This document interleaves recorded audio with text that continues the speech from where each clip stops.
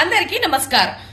నిన్న జరిగినటువంటి ఒక సంఘటన, ఇది అందరికీ తెలిసిందో తెలియలేదో నాకైతే తెలియదు, కానీ తెలిసే ఉంటుందిలేండి. నిన్న మన డిప్యూటీ సీఎం గారు చాలా హఠావుటీగా ఏదో పెద్ద ఎమర్జెన్సీ పని ఉన్నట్టుగా ఒక మహిళ కాలుని గుద్దుకొని మరి వెళ్ళడం జరిగింది. అక్కడ ఉన్నటువంటి ప్రజలందరూ కూడా చాలా కోపంతో అంతగా గుద్ది కూడా కారాపకుండా వెళ్ళిపోయాడు. ఇది ఏంటి అని చాలా కోపంతో వాళ్ళందరూ ప్రశ్నించినటువంటి వీడియో నేను చూడడం జరిగింది.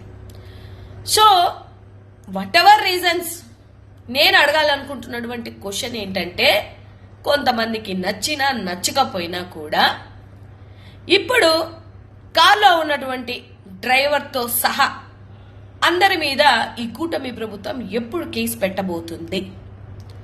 అండ్ రెండో పాయింట్, ఎప్పుడు పవన్ కళ్యాణ్ గారి కార్ని సీజ్ చేయబోతున్నారు?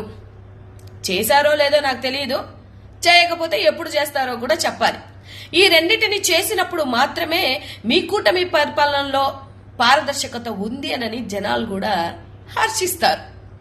లేదు లేదు, మేము నీతులే చెప్తాము, పాటించే రకం మేము కాదు, సూక్తులే చెప్తాం గాని పాటించే రకం కాదని మీరు మరోసారి ప్రూవ్ చేసుకున్నట్లయితే, మీ పరిపాలనలో పారదర్శకత లేదు అనుకుంటే, ఇప్పుడు నేను అడిగినటువంటి ఆ రెండు జరగవు అనమాట.